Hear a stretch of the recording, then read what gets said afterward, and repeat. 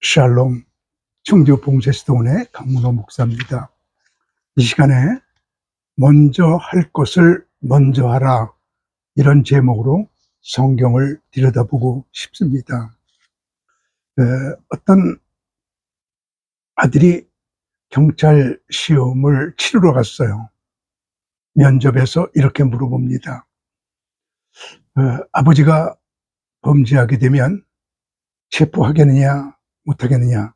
그때 감히 아버지를 체포할 수가 없어서 못합니다. 그랬더니 시험에 떨어졌어요.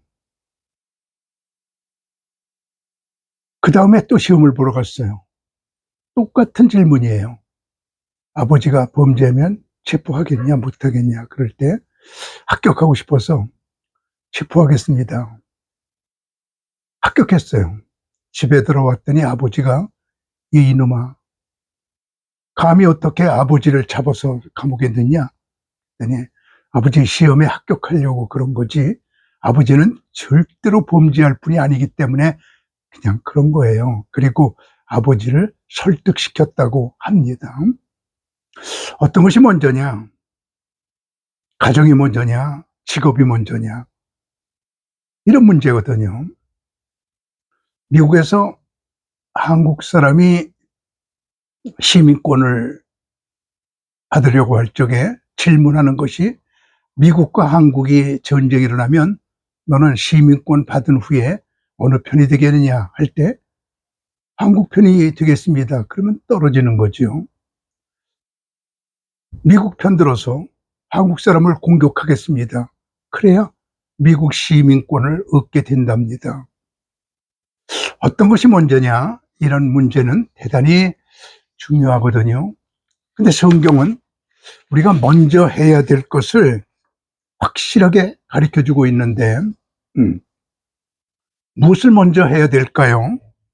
우선 첫째로 무엇을 하든지 하나님 먼저입니다. 하나님 제일주의입니다.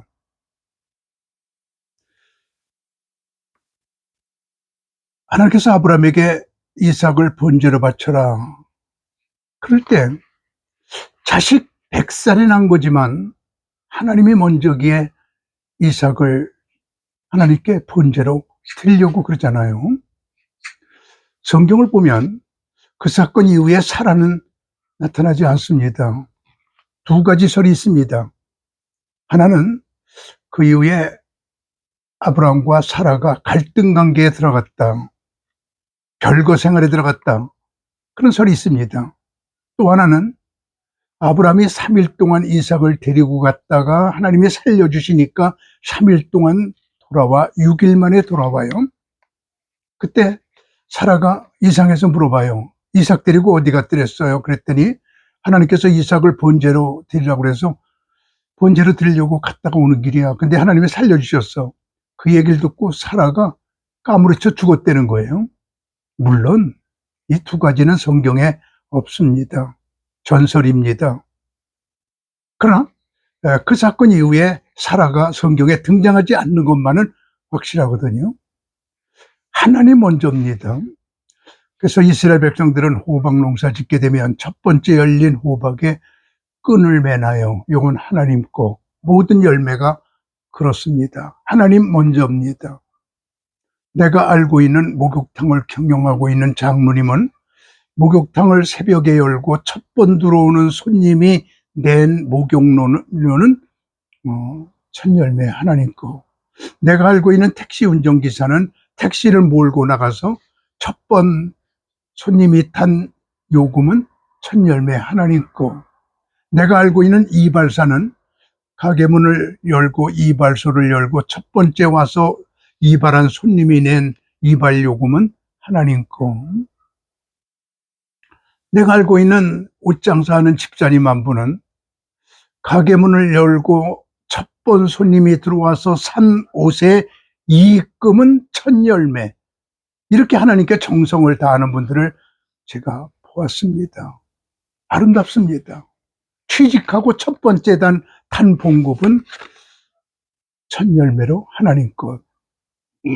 우리는 하나님 제일주의로 살아야 됩니다. 두 번째는 행동 먼저입니다. 생각하는 것, 듣는 것보다 행동을 먼저 해라. 이해가 안 돼도, 이성적으로 틀려도 하나님의 명령이면 무조건 행동하는 겁니다.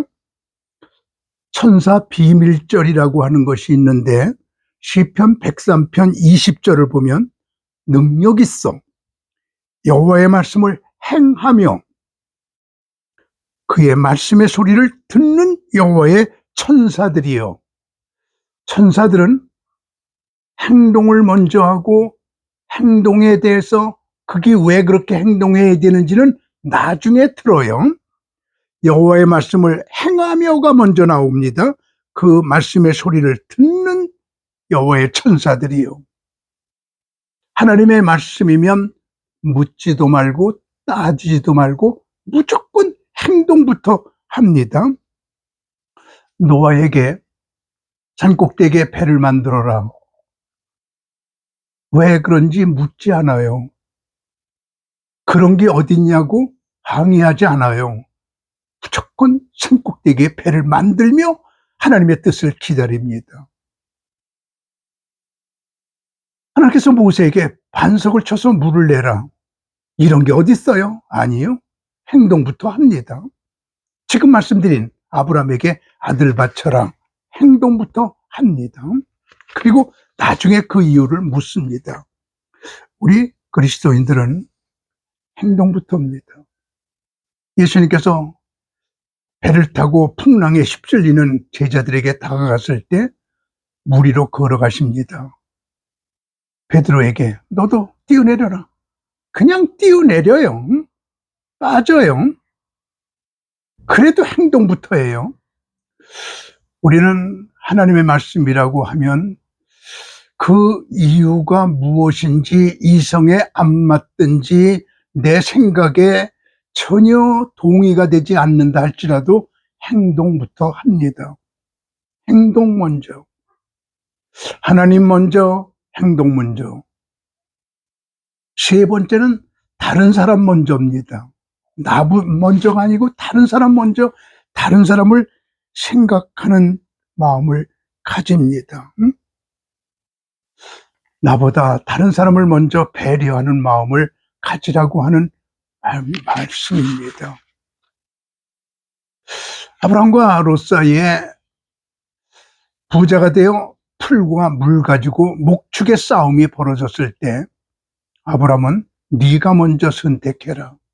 네가 먼저 좋은 거 가져라. 다른 사람 먼저입니다. 그래서 이스라엘 백성들에게는 항상 남을 배려하는 마음, 이것이 몸에 배어 있습니다. 남에게 피해주는 행동은 하지 않습니다. 탈무드에 나오는 이야기입니다. 어떤 분이 이웃과 담장 하나로 경계로 살고 있는데 담장에 나무를 심었습니다. 커졌습니다. 나무 가지들이 이웃의 담을 넘어 퍼져 있습니다. 근데 이웃에서 거기에 채소를 심었는데 그늘져서 자라지 않으니까 여보세요. 우리 집에 피해를 주니까 우리 담장을 넘어온 가지만은 좀 잘라주세요라고 부탁을 해요. 그랬더니 나무 주인이 이 나무 한쪽을 자르면 값 없는 아주 값싼 나무가 됩니다. 지금 이 나무는 굉장히 비싼 나무가 됐거든요. 보상해 주시면 자르겠습니다. 아니요. 우리에게 피해 주니까 자르세요. 재판에 들어갔어요. 재판관에 가서 얘기했더니 내일 오십시오. 그래서 그 다음날 갔습니다. 그랬더니 잘라야 됩니다. 이래요. 아이, 그 얘기를 어저께 하지 왜 오늘 다시 오라고 그랬어요. 그랬더니 재판관이 하는 말이 이거는 남에게 피해를 주는 것이기 때문에 잘라야 되거든요. 근데 잘라야 된다라고 재판하려고 하니까 생각해 보니 우리 집 나무 가지가 옆집으로 넘어가서 옆집에게 피해를 주고 있네요. 그래서 어저께 잘랐습니다. 그리고 와서 재판하는 겁니다. 참 아름다운 재판관이죠. 남을 배려하는 마음, 남 먼저. 우리는 언제나 남에게 피해 주지 않는 삶을 사는 데서 내 자유는 제한되어야 합니다. 항상 남을 생각하는 마음. 저는 이스라엘 랍비집에서 하룻밤을 잔 적이 있습니다. 아침에 일어났습니다. 랍비 아내가 제게 묻습니다. 된 밥을 좋아해요? 진 밥을 좋아해요? 아이, 그걸 어저께 물어보시고 오늘 밥을 해놓으셨어야지. 밥 먹으려고 지금 식탁에 내려와 앉아 있는데 얘기하면 어떡합니까? 그랬더니, 아, 목사님, 어저께 밤에 이야기하려고 그러니까 목사님이 피곤한데 주무시는데 깨우기가 싫어서요. 어떡할까 그러다가 진밥하고 대인밥을 둘 다 해놨어요. 하나 버릴 거예요. 목사님 좋아하는 밥 선택하세요. 나는 거기서 랍비 아내의 지혜와 그의 저를 대우하는 그 행동에 소스라치게 놀란 적이 있었습니다. 바울은 이렇게 말합니다. 빌립보서 2장 3절에서 4절에 아무 일에든지 다툼이나 허영으로 하지 말고 오직 겸손한 마음으로 각각 자기보다 남을 낮게 여기고 각각 자기 일을 돌보할 뿐 아니라 또 각각 다른 사람들의 일을 돌아보아 나의 기쁨을 충만하게 하라 이렇게 말합니다. 항상 남을 나보다 낮게 여기는 마음을 가지고 행동하라고 말하고 있습니다. 우리는 이렇게 살아가면서 하나님 먼저, 행동 먼저, 다른 사람 먼저, 성경이 주는 교훈입니다. 네 번째는 주기 먼저 하라는 겁니다. 받기보다 먼저 주어라. 바울이 말하기를 주 예수께서 친히 말씀하신 바 주는 것이 받는 것보다 복이 있다 하심을 기억하여야 할지니라 라고 말합니다. 우리는 먼저 주어라. 대접을 받고자 하거든 먼저 대접을 하라. 아브라함이 롯에게 먼저 양보하고 먼저 주고 났을 때 롯이 떠나요. 좋은 땅을 자기가 갖고 떠났을 때 그날 밤에 하나님께서 아브라함에게 나타나셔서 엄청난 땅의 축복을 줍니다. 그것이 창세기 14장 14절에서 17절이거든요. 롯이 아브라함을 떠난 후에 떠나자마자 하늘 여호와께서 아브라함에게 이르시되 너는 눈을 들어 너 있는 곳에서 남쪽과 북쪽 그리고 동쪽과 서쪽을 바라보아라. 보이는 땅을 내가 너와 네 자손에게 주리니 영원히 이르리라. 내가 네 자손이 땅에 티끌 같게 하리니 사람이 땅에 티끌을 능히 셀 수 있을진데 네 자손도 세리라. 너는 일어나 그 땅을 종과 횡으로 두루 다녀보라. 내가 그것을 네게 주리라. 조그만 땅을 양보하고 났더니 엄청난 땅을 선물로 받게 되거든요. 미국의 세브란스가 세브란스 병원을 세웠지요. 계속 돈을 보내줍니다. 한국에서 고마워서 이렇게 많은 거 보내주셔서 고맙습니다. 그랬더니 세브란스가 그때 하는 말이 당신들의 받는 즐거움보다 주는 내 즐거움이 더 큽니다. 받는 즐거움보다 주는 즐거움이 커요. 그의 편지의 한 구절이었습니다. 마지막 다섯 번째는 영원히 먼저입니다. 지금보다 영원히 먼저입니다. 그래서 모세는 궁중에서 뛰쳐나오면서 내가 궁중에서 살면 행복하고 편리하고 이 세상에서 참으로 호화호식할 수 있지만 장차 하늘나라에 들어가면 엄청난 상급을 받을 것을 생각하며 궁중을 거절하고 떠난다고 그는 선포하고 있습니다. 영원을 생각하며 지금을 포기하는 모세의 모습을 우리는 볼 수가 있잖아요.